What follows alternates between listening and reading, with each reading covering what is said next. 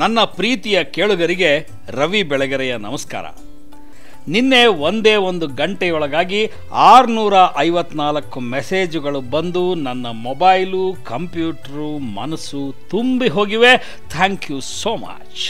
ಇವತ್ತು ಪರಮ ಬಲಿಷ್ಠರಾದ ವೃಷಭ ರಾಶಿಯವರ ಬಗ್ಗೆ ಮಾತಾಡ್ತಾ ಇದ್ದೀನಿ ಅನ್ನೋ ಹಿಂಟ್ ಕೊಡೋದರ ಮೂಲಕ ಕಾರ್ಯಕ್ರಮವನ್ನು ಆರಂಭಿಸ್ತಾ ಇದ್ದೀನಿ. And I wish you a wonderful day. ರಾಜಾಜಿನಗರದ ಪ್ರೇಮಲತಾ ಅನ್ನೋ ವಿದ್ಯಾರ್ಥಿನಿ mister Belagere speak about the dreams.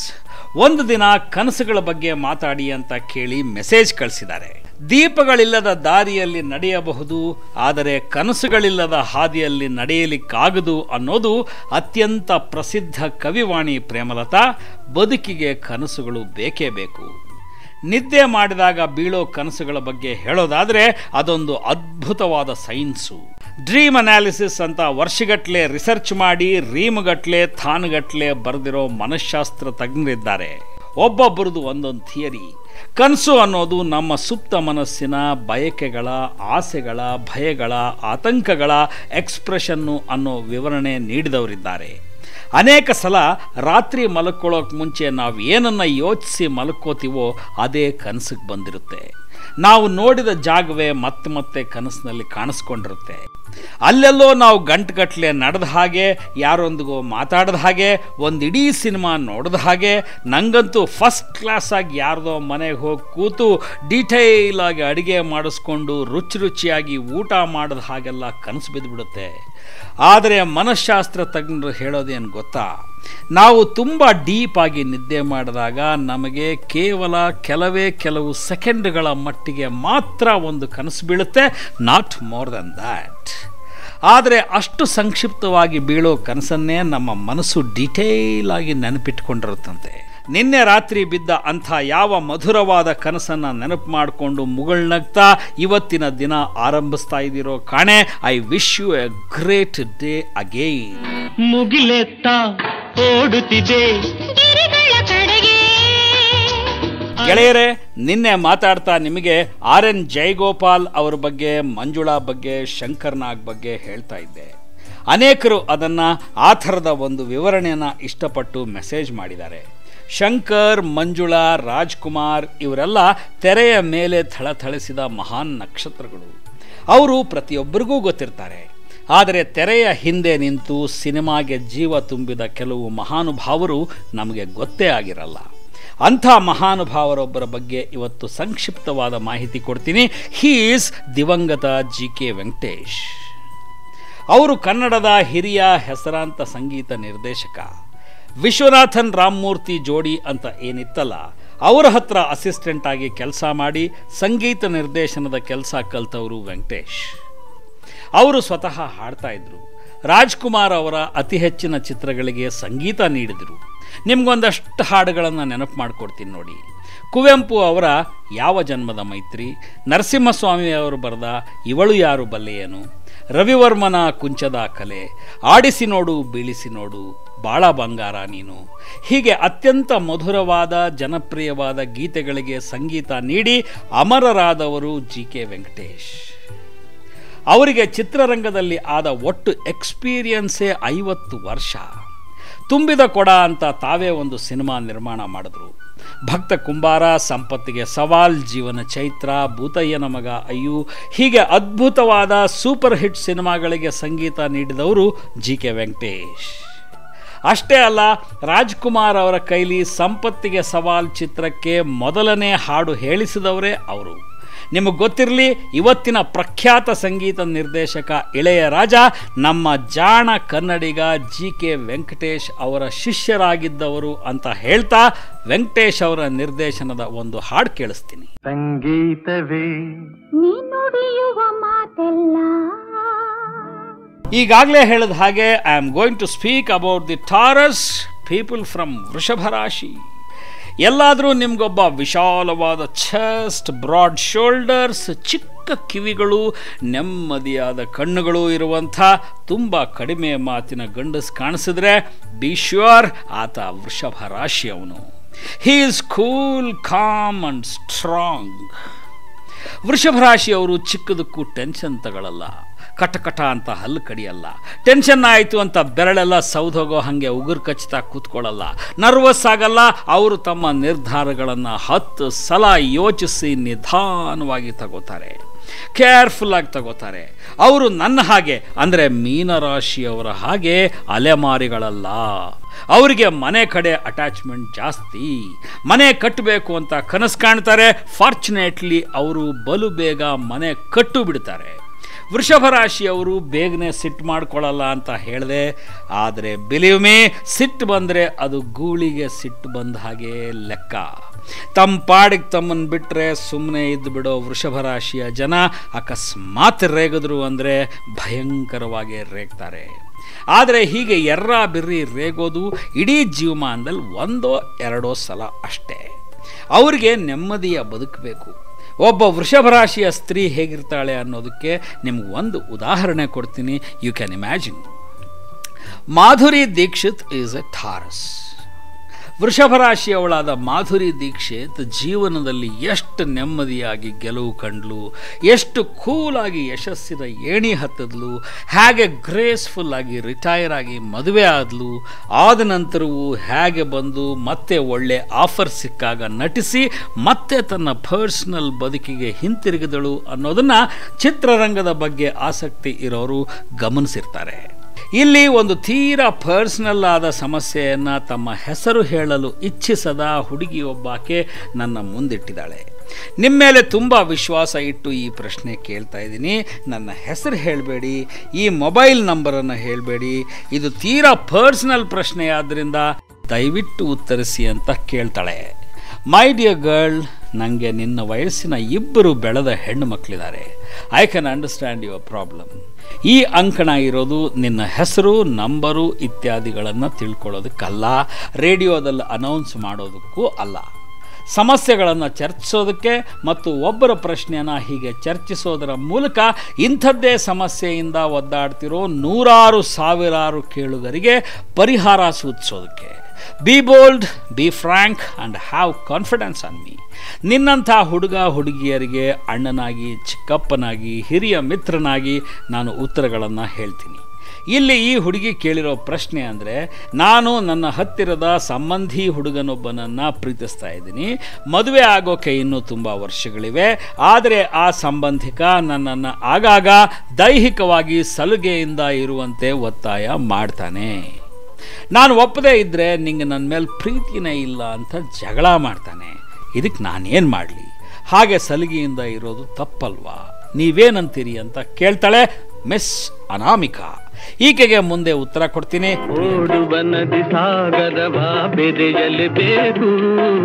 ಬಂಗಾರದ ಹೂವು ಅಂತ ಅಂದ ಕೂಡಲೇ ನೆನಪಾಗೋರು ಕಲ್ಪನಾ. ಇವತ್ತಿಗೆ 30 ವರ್ಷದ ಹಿಂದೆ ಕನ್ನಡದ ಹೆಣ್ಣು ಮಕ್ಕಳನ್ನು ಕರೆದು ಜೀವನದಲ್ಲಿ ನಿಮಗಿರೋ ಅತಿ ದೊಡ್ಡ ಆಸೆ ಏನು ಅಂತ ಕೇಳಿದ್ದಿದ್ರೆ ಅವರೆಲ್ಲರೂ ಏಕಕಂಠದಿಂದ ಹೇಳ್ತಾ ಇದ್ದದ್ದು ಒಂದೇ ಮಾತು, ನಾವು ಕಲ್ಪನಾನ ನೋಡಬೇಕು ಅಂತ. ಹಾಗಿದ್ರೂ ಕಲ್ಪನಾ ಹೇಗೆ ಕನ್ನಡದಲ್ಲಿ ಡೈರೆಕ್ಟರ್ಸ್ಗೆ ಪುಟ್ಟಣ್ಣ ಕಣಗಾಲ್ ಒಂದು ಸ್ಥಾನಮಾನ ಅಂತ ತಂದುಕೊಟ್ರೋ, ಹಾಗೇನೆ ಕನ್ನಡದಲ್ಲಿ ನಟಿಯರಿಗೊಂದು ಗೌರವ ಅಂತ ತಂದುಕೊಟ್ಟವರು ಮಿನುಗುತ್ತಾರೆ ಕಲ್ಪನಾ. 10 ವರ್ಷ ಲಿಟ್ರಲಿ ಆಕೆ ಕನ್ನಡ ಇಂಡಸ್ಟ್ರಿನ ಆಳಿಬಿಟ್ರು. ಅವರ ಊರು ಮಂಗಳೂರು. ಪದ್ಮಿನಿ ಪಿಕ್ಚರ್ಸ್ ಅವರ ನಿರ್ಮಾಣದ ಸಾಕು ಮಗಳು ಅವರ ಮೊದಲನೇ ಸಿನಿಮಾ. ಮಣ್ಣಿನ ಮಗ, ಕಪ್ಪು ಬಿಳುಪು, ಶರಪಂಜರ, ಉಯ್ಯಾಲೆ, 2 ಕನಸು, ಮುಕ್ತಿ, ಬಯಲುದಾರಿ, ಬೆಳ್ಳಿ ಮೋಡ, ಹಣ್ಣೆಲೆ ಚಿಗುರಿದಾಗ, 1-2 ಕಲ್ಪನಾ ಬಾರಿಸಿದ ಜಯಭೇರಿಗಳು. ತುಂಬ ಎಮೋಷ್ನಲ್ ಆಗಿ ಆ್ಯಕ್ಟ್ ಮಾಡ್ತಾ ಇದ್ದ, ಎಮೋಷ್ನಲ್ ಆಗಿ ವರ್ತಿಸ್ತಾನೂ ಇದ್ದ ಅಮೋಘ ನಟಿ ಆಕೆ. ಕೆಲವು ಸಲ ಕಲ್ಪನಾ ಮುದ್ದಾಗಿ ಮಾತಾಡ್ತಾರೆ ಅನಿಸಿದ್ರೂ ಕೂಡ ಆಕೆಯ ನಟನೆಯಲ್ಲೊಂದು ಗ್ರೇಸ್ ಇತ್ತು. ಹಾಗೇನೆ ವ್ಯಕ್ತಿತ್ವದಲ್ಲೊಂದು ಆತ್ಮಾಭಿಮಾನ ಸದಾ ಜಾಗೃತವಾಗಿರ್ತಿತ್ತು. ನಿಮಗೆ ಗೊತ್ತಿರಲಿ ಅಂತ ಹೇಳ್ತೀನಿ, ಕಲ್ಪನಾನ ಹೀರೋಯಿನ್ ಆಗಿ ಹಾಕ್ಕೊಂಡು ಅನೇಕ ಸಿನಿಮಾಗಳನ್ನು ಮಾಡಿದ ನಿರ್ದೇಶಕರೊಬ್ಬರು ಆಮೇಲೆ ಹೊಸ ನಟಿಯೊಬ್ಬರು ಬಂದಾಗ ಕಲ್ಪನಾನ ಪೂರ್ತಿಯಾಗಿ ಮರೆತು ಹೋದರು. ಆಗ ಕಲ್ಪನಾ ತುಂಬ ನೋವಿನಿಂದ ಹೊಸ ನೀರು ಬಂತು ಅಂತ ಹಳೆ ನೀರು ಕೊಚ್ಕೊಂಡು ಹೋಗೋದು ಸಹಜ ಅಲ್ವಾ ರಾಯರೇ ಅಂತ ಅಂದಿದ್ರು.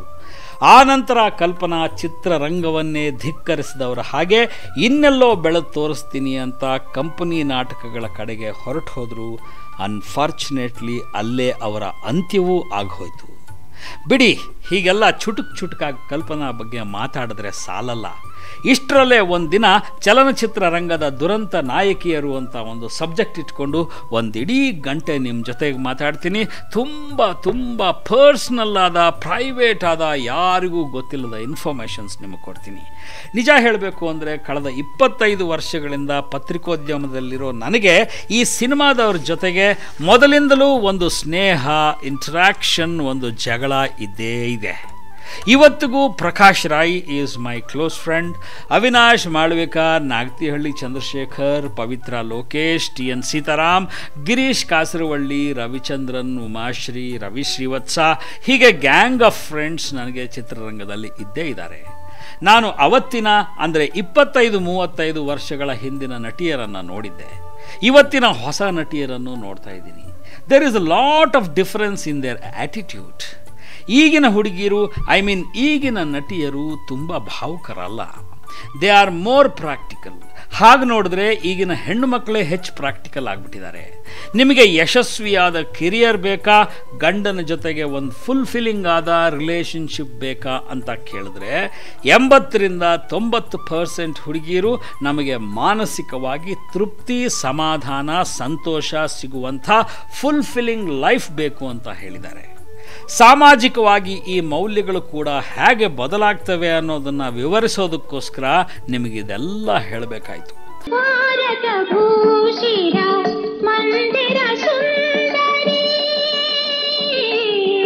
ಒಂದು ಕಾಲ ಇತ್ತು, ಈ ಗಂಡ, ಮನೆ, ಮಕ್ಕಳು ಇದೆಲ್ಲ ಇದ್ದಿದ್ದೆ ನಾನು ಕೆರಿಯರ್ ಬಿಲ್ಡ್ ಮಾಡ್ಕೋತೀನಿ, ಆರ್ಥಿಕವಾಗಿ ಸ್ವತಂತ್ರಳಾಗ್ತೀನಿ, ಈ ಶತಮಾನದ ಮಾದರಿ ಹೆಣ್ಣು ಅಂತ ಅನಿಸ್ಕೋತೀನಿ ಅಂತ ಮಾತಾಡ್ತಿದ್ದ ಹೆಣ್ಣುಮಕ್ಕಳಿದ್ರು. ಹಾಗೇನೆ ಅದ್ಭುತವಾದ ಕೆರಿಯರ್ನ ಅಚೀವ್ ಕೂಡ ಮಾಡಿದ್ರು. ಆದರೆ 1990ನೇ ದಶಕದಲ್ಲಿ ಆದ ಗ್ಲೋಬಲೈಸೇಷನ್ನ ಪರಿಣಾಮ ನೋಡಿ, ಕೆರಿಯರ್ ಜೊತೆಗೆ ನಮಗೆ ವೈಯಕ್ತಿಕ ಬದುಕು ಕೂಡ ಮುಖ್ಯ ಅನ್ನೋ ಮನಸ್ತತ್ವ ಆಮೇಲೆ ಬೆಳೆದು ಬಿಡ್ತು. ಕೈಯಲ್ಲಿ ಕಂತೆ ದುಡ್ಡಿಟ್ಕೊಂಡು ಶಾಪಿಂಗ್ ಮಾಡೋದನ್ನು ಇಷ್ಟಪಡ್ತೀಯಾ, ಅಥವಾ ಗಂಡನ ಜೊತೆ ಒಂದು ಲಾಂಗ್ ವಾಕ್ ಹೋಗೋದನ್ನು ಇಷ್ಟಪಡ್ತೀಯಾ ಅಂತ ಕೇಳಿದ್ರೆ I prefer A long walk ಅಂತ 90% ಜನ ಹೆಣ್ಮಕ್ಳು ಉತ್ತರ ಕೊಟ್ಟಿದ್ದಾರೆ ಒಂದು ಸರ್ವೆನಲ್ಲಿ.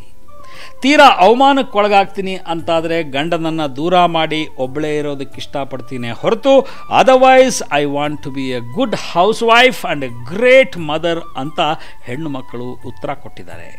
ಹೀಗೆ ಕಾಲಕ್ಕೆ ಎಲ್ಲವೂ ಬದಲಾಗ್ತಿವೆ. ಇಂಥ ಬದಲಾವಣೆಗಳ ಯುಗದಲ್ಲಿ ನಮ್ಮ ಮಿಸ್ ಅನಾಮಿಕಾ ಕೇಳಿದ ಪ್ರಶ್ನೆನ ರೀಕಾಲ್ ಮಾಡಿಕೊಳ್ಳೋಣ.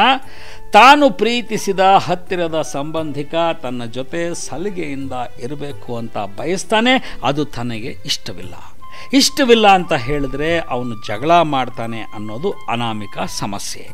ಫಸ್ಟ್ ಆಫ್ ಆಲ್, ಹತ್ತಿರದ ಸಂಬಂಧಿ ಅಥವಾ ರಕ್ತ ಸಂಬಂಧಿಗಳನ್ನು ಮದುವೆ ಆಗೋದೇನೆ ನಾಟ್ ವೆರಿ ಸೈಂಟಿಫಿಕ್ ಅಂತಾರೆ. ಇಷ್ಟರ ಮೇಲೆ ನಮ್ಮ ಸಮಾಜದಲ್ಲಿ, ಮನೆಗಳಲ್ಲಿ ಮೊದಲಿಂದಲೂ ಅಕ್ಕನ ಮಗಳನ್ನ, ತಾಯಿ ತಮ್ಮನ್ನ, ಸೋದರ ಮಾವನ ಮಗನ್ನ ಮದುವೆ ಆಗೋ ಸಂಪ್ರದಾಯ ಇದ್ದೇ ಇದೆ. ಆ ಮಾತು ಬೇರೆ. ಪ್ರೀತಿಸಿದ ಹುಡುಗ ಅಥವಾ ಪ್ರೀತಿಸ್ತೀನಿ ಅಂತ ಹೇಳಿಕೊಳ್ಳೋ ಹುಡುಗ ಸಲಿಗೆನ ಇಷ್ಟಪಡೋದು ಸಹಜ ಅಂತ ನನಗೂ ಗೊತ್ತು. ಆದರೆ ಸಲಿಗೆಯಿಂದ ಇರದೇ ಇದ್ದ ಮಾತ್ರಕ್ಕೆ ನಿನಗೆ ನನ್ನ ಮೇಲೆ ಪ್ರೀತಿನೇ ಇಲ್ಲ ಅನ್ನೋದು, ಜಗಳ ಮಾಡೋದು, ನಿನ್ನನ್ನು ಬಿಟ್ಟು ಬಿಡ್ತೀನಿ ಅನ್ನೋದು, ಆಲ್ ದಿಸ್ ಈಸ್ ಬ್ಲ್ಯಾಕ್ ಮೇಲ್. ಮದುವೆ ಮಾಡ್ಕೊಳ್ಳೋದೇ ಹೌದಾದರೆ ಅದಾಗೋ ತನಕ ಕಾಯೋಕ್ಕೆ ಏನು ಕಷ್ಟ? ಈ ವಿಷಯದಲ್ಲಿ ಸಂಯಮ ಕಳ್ಕೋಕೂಡ್ದು ಅಂತ ಸಜೆಸ್ಟ್ ಮಾಡ್ತೀನಿ. ತೀರಾ ಭಾವುಕವಾಗಿ ದೇಹ ಸಂಬಂಧಿಯಾದ ಸಂಗತಿಗಳಿಗೆ ಪ್ರಾಮುಖ್ಯತೆ ಕೊಡಬೇಕಾಗಿಲ್ಲ ಅನ್ನೋದು ನಿಜವೇ. ಆದರೂ ಮದುವೆ ಆಗೋ ತನಕ ಸಂಯಮದಿಂದ ಇರೋದು ಖಂಡಿತ ಅವಶ್ಯಕ. ಯಾವುದನ್ನು ನಾವು ಅಮೂಲ್ಯ ಅಂತ ಪರಿಗಣಿಸ್ತೀವೋ ಅದನ್ನು ಮದುವೆ ಆಗೋ ತನಕ ಉಳಿಸ್ಕೊಳ್ಳೋದು ಕೂಡ ಅವಶ್ಯಕ. ಅದು ಮಾನಸಿಕ ಆರೋಗ್ಯಕ್ಕೂ ಒಳ್ಳೆಯದು. ಮದುವೆ ಆದ ನಂತರ ಜೀವಮಾನ ಪರ್ಯಂತ ಒಟ್ಟಿಗೆ ಬದುಕೋದು ಇದ್ದೇ ಇದೆ. ಅಲ್ಲಿ ತನಕ ರಾಯರೇ ಸ್ವಲ್ಪ ದೂರವಿರಿ ಅಂತ ಹೇಳಿಬಿಡು. ಮನೆಯಲ್ಲಿ ಒಬ್ಬಂಟಿಯಾಗಿ ಆತನ ಕೈಗೆ ಸಿಗಬೇಡ, ಏಕಾಂತದಲ್ಲಿ ಸಂಧಿಸಬೇಡಿ, ನೀವು ಕೂಡ ಸಂಯಮದಿಂದ ಇರಿ ಅಂತ ಹೇಳ್ತಾ ಇದು ಒಂದು ಹಾಡು.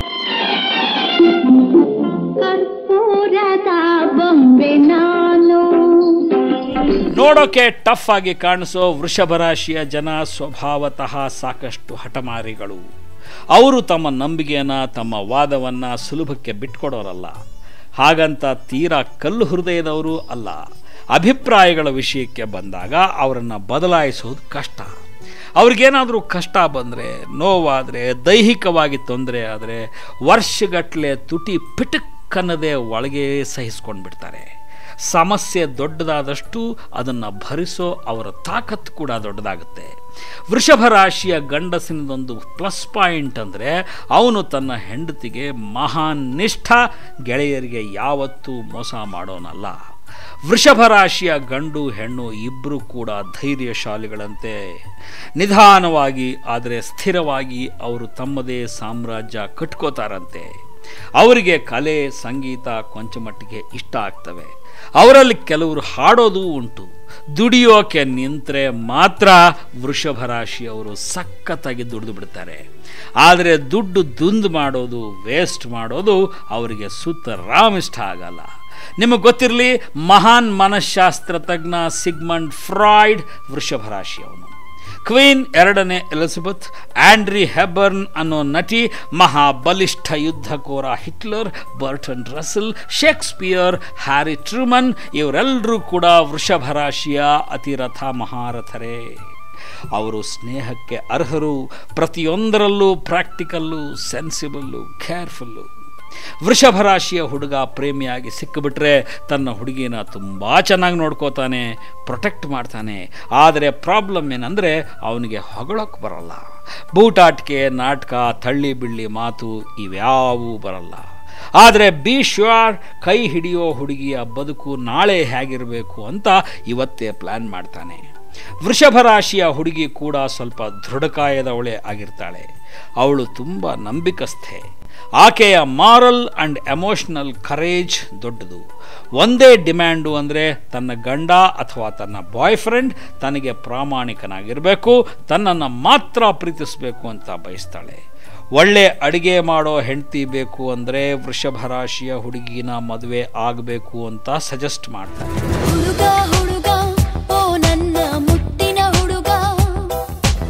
ಈಗ ನೀವು ಕೇಳಿದ್ದು ನನ್ನ ಆತ್ಮೀಯ ಮಿತ್ರ, ಕನ್ನಡದ ಚಂದದ ಕತೆಗಾರ ಮತ್ತು ನಿರ್ದೇಶಕ ನಾಗತಿಹಳ್ಳಿ ಚಂದ್ರಶೇಖರ್ ನಿರ್ಮಾಣದ, ನಿರ್ದೇಶನದ ಅಮೃತಧಾರೆ ಚಿತ್ರದ ಹಾಡು. ಏನನ್ನ ಮಾಡಿದರೂ ತುಂಬ ಶ್ರದ್ಧೆಯಿಂದ, ತುಂಬ ಶಿಸ್ತಿನಿಂದ ಮಾಡೋ ನಾಗತಿಹಳ್ಳಿ ಚಂದ್ರಶೇಖರ್ ಜೀವನದಲ್ಲಿ ಸಾಕಷ್ಟು ಹೋರಾಟ ಮಾಡಿ ಮೇಲೆ ಬಂದವರು ಅನ್ನೋ ಮಾತನ್ನು ಹೇಳೋಕ್ಕೆ ಇಷ್ಟಪಡ್ತೀನಿ. ಬೈ ದಿ ವೇ ಗೆಳೆಯರೇ, ನೀವು ಯಾವತ್ತಾದರೂ ಯಾರಿಂದಾದರೂ ಬಯಸ್ಕೊಂಡಿದ್ದೀರಾ? ಇದೊಳ್ಳೆ ಪ್ರಶ್ನೆ ಆಯ್ತಲ್ಲ. ಒಂದಲ್ಲ ಒಂದು ಕಾರಣಕ್ಕೆ ಒಬ್ಬರಲ್ಲ ಒಬ್ಬರಿಂದ ಜೀವನದ ಒಂದಲ್ಲ ಒಂದು ಹಂತದಲ್ಲಿ ಬಯಸ್ಕೊಂಡಿರ್ತೀವಲ್ವಾ? ಹಾಗಾದರೆ ನಿಮ್ಮ ಪರಿಚಯದವರು ಯಾರನ್ನಾದರೂ ನೀವು ಪೆಟ್ಟು ತಿಂದಿದ್ದೀರಾ ಅಂತ ಕೇಳಿ. ವಧೆ ತಿಂದಿದ್ದೀರಾ ಅಂತ ಕೇಳಿ. ನೌ ದಿ ಕ್ವಶನ್ ಈಸ್, ಯಾವುದು ಹೆಚ್ಚು ಪರಿಣಾಮಕಾರಿ? What hurts more? ತಿಂದ ಒದೆ ಹೆಚ್ಚು ದಿನ ನೋವು ಕೊಟ್ಟು ಕಾಡುತ್ತಾ, ಅಥವಾ ಅನ್ನಿಸ್ಕೊಂಡ ಮಾತು ಹೆಚ್ಚು ಕಾಲ ಮನಸ್ಸಿಗೆ ಚುಚ್ಚಿದ ಮುಳ್ಳಾಗಿ ಕಾಡುತ್ತಾ? ಅಕಾರ್ಡಿಂಗ್ ಟು ಮನಃಶಾಸ್ತ್ರ ತಜ್ಞರು, ದೇಹಕ್ಕೆ ಬಿದ್ದ ಪೆಟ್ಟಿಗಿಂತ ಅಂದರೆ ಒದೆ ತಿಂದಿದ್ದಕ್ಕಿಂತ ಮನಸ್ಸಿಗೆ ಬಿದ್ದ ಪೆಟ್ಟು ಅನ್ನಿಸ್ಕೊಂಡ ಮಾತು ಎಂಥವರನ್ನು ಹೆಚ್ಚಾಗಿ ಕಾಡುತ್ತೆ. ಇಂಗ್ಲಿಷ್ನಲ್ಲಿ ಇದನ್ನು ಎಮೋಷನಲ್ ಅಬ್ಯೂಸ್ ಅಂತಾರೆ. ಒದೆ ತಿಂದ ಮಗುಗೆ ತನಗೆ ಏಟು ಬಿತ್ತು, ಬಾಸುಂಡೆ ಬಂತು, ಗುಬ್ಟೆ ಬಂತು, ರಕ್ತ ಬಂತು ಅಂತ ತೋರಿಸ್ಕೊಳ್ಳೋಕ್ಕೆ, ಹೇಳ್ಕೊಳ್ಳೋಕ್ಕೆ ಒಂದು ಎವಿಡೆನ್ಸ್ ಆದರೂ ಇರುತ್ತೆ. ಆದರೆ ಬಯಸ್ಕೊಂಡ, ಅವಮಾನಕ್ಕೊಳಗಾದ, ನೆಗ್ಲೆಕ್ಟ್ಗೆ ಒಳಗಾದ, ಅವಕೃಪೆಗೆ ಈಡಾದ ಮಗುಗೆ ಅಂಥ ಎವಿಡೆನ್ಸ್ ಕೂಡ ಇರಲ್ಲ. ಆ ನೋವು, ಅವಮಾನ ತುಂಬ ದಿನ ಉಳ್ಕೊಂಡು ಬಿಡ್ತವೆ, ಬಾಧಿಸ್ತವೆ. ಮಕ್ಕಳಲ್ಲಿ ಬೇರೆ ಬೇರೆ ತರಹದ ಸೈಕಲಾಜಿಕಲ್ ಪ್ರಾಬ್ಲಮ್ಸ್ನ ಕ್ರಿಯೇಟ್ ಮಾಡ್ತವೆ. ದಯವಿಟ್ಟು ಮಕ್ಕಳನ್ನು ಪದೇ ಪದೇ ಬೈಬೇಡಿ, ಹೀಯಾಳಿಸ್ಬೇಡಿ, ಇನ್ನೊಬ್ಬರಿಗೆ ಹೋಲಿಸಿ ಅವಮಾನಿಸಬೇಡಿ. ಈ ಥರದ ವರ್ತನೆನ ಬೇರೆ ಯಾರೋ ಮಾಡಿದ್ರೆ ಸರಿ ಅನ್ನಬಹುದು. ದುರಂತ ಅಂದರೆ ಹೆಚ್ಚಿನ ಸಲ ಮನೆಯವರೇ ಅದನ್ನು ಮಾಡ್ತಿರ್ತಾರೆ. ತಂದೆ ತಾಯಿನೇ ಮಾಡ್ತಾರೆ, ಅಣ್ಣ ಅತ್ತಿಗೆನೇ ಮಾಡ್ತಾರೆ. ತಪ್ಪು ಅದು. ಇದು ಯಾರೋ ಬಡವರ ಮನೆಗೆ, ಸುಶಿಕ್ಷಿತರಲ್ಲದವರ ಮನೆಗೆ ಸೀಮಿತವಾದ ಸಮಸ್ಯೆ ಅಂದ್ಕೋಬೇಡಿ, ಅಥವಾ ಮಕ್ಕಳಿಗೆ ಮಾತ್ರ ಅನ್ವಯಿಸೋ ಸಮಸ್ಯೆ ಅಂತಾನೂ ಅಂದ್ಕೋಬೇಡಿ. ಕೈ ತುಂಬ ಸಂಬಳ ತರೋ ಒಂದಿಡೀ ಜಿಲ್ಲೆಯನ್ನು ಆಳೋ ಒಬ್ಬ IAS ಅಧಿಕಾರಿಯನ್ನು ಆಕೆಯ ಗಂಡ ಮನೆಗೆ ಬಂದ 10 ಜನರೆದುರಿಗೆ ಅವಮಾನ ಮಾಡಿಬಿಡ್ತಾನೆ. He can be rude to her. ಹೀಗೆ ಮಾಡಿದಾಗ ಎಂಥವ್ರಿಗೂ ಕೂಡ ತಮ್ಮ ಆತ್ಮವಿಶ್ವಾಸ ಹೋಗ್ಬಿಡುತ್ತೆ, ತಾವು ವರ್ತ್ಲೆಸ್ ಅಂತ ಅಂದ್ಕೊಂಡ್ಬಿಡ್ತಾರೆ. Don't ever do it. ಕೆಲವರಿಗೆ ಪದೇ ಪದೇ ತಮ್ಮ ಹೆಂಡತಿನ ಇನ್ನೊಬ್ಬರಿಗೆ ಹೋಲಿಸಿ ಹೀಯಾಳಿಸೋ ಅಭ್ಯಾಸ ಇರುತ್ತೆ. ಈ ಬಗ್ಗೆ ಒಂದು ತಮಾಷೆ ಇದೆ ಕೇಳಿ. ಪಕ್ಕದ ಮನೆ ಸುಶೀಲನ್ನ ನೋಡಿ ಕಲ್ತ್ಕೋ ಅನ್ನೋ ಮಾತನ್ನು ದಿನಕ್ಕೆ 100 ಸಲ, ವಾರಕ್ಕೆ 1000 ಸಲ, ತಿಂಗಳಿಗೆ 10,000 ಸಲ, ವರ್ಷಕ್ಕೆ 1,00,000 ಸಲ ಕೇಳಿ ಕೇಳಿ ಕೇಳಿ ಕೇಳಿ ಬೋರೆದ್ದು ಹೋದ ಗಾಯತ್ರಿ ಕಡೆಗೊಂದು ದಿನ ನೋಡಿ ಕಲ್ತ್ಕೊಂಡೇ ಬಿಡೋಣ ಅಂತ ಪಕ್ಕದ ಮನೆಗೆ ಕಾಲಿಟ್ಟು ಸುಶೀಲ ಅಂದ್ಲಂತೆ. ಪಕ್ಕದ ಮನೆಯ ಸುಶೀಲನ ಗಂಡ ಒಳಗಡೆಯಿಂದ ದೊಡ್ಡ ದನಿಲಿ ಪಕ್ಕದ ಮನೆ ಗಾಯತ್ರಿನ ನೋಡಿ ಕಲ್ತ್ಕೋ ಅಂದಿದ್ದು ಕೇಳಿಸ್ತಂತೆ. ಗೆಳೆಯರೇ, ನೋಡಿ ಕಲ್ತ್ಕೊಳ್ಳೋದು ಎಲ್ಲರಿಂದಲೂ ಇದ್ದೇ ಇರುತ್ತೆ. ಆದರೆ ನೋಡಿ ಕಲ್ತ್ಕೋ ಅಂತ ಹೇಳೋಕೇನೆ ಒಬ್ಬರು ಇದ್ದು ಬಿಡಬಾರ್ದು ಅಂತ ಹೇಳ್ತಾ ಇವತ್ತಿನ ಕಾರ್ಯಕ್ರಮವನ್ನು ಮುಗಿಸೋದಕ್ಕೆ ಮುಂಚೆ ನಿಮಗೊಂದು ಮಧುರವಾದ ಪುಟ್ಟಣ್ಣನವರ ನಿರ್ದೇಶನದ ಸಿನಿಮಾದ ಹಾಡನ್ನು ಕೇಳಿಸ್ತಾ ಇದ್ದೀನಿ. ಕೇಳಿಕೊಂಡು have A wonderful creative day ಅಂತ ಹಾರೈಸ್ತಾ ಇವತ್ತಿನ ಕಾರ್ಯಕ್ರಮ ಮುಗಿಸ್ತಾ ಇದ್ದೀನಿ. ನಮಸ್ತೆ. ಮೂಕ ಹಕ್ಕಿಯು ಹಾಡುತ್ತಿದೆ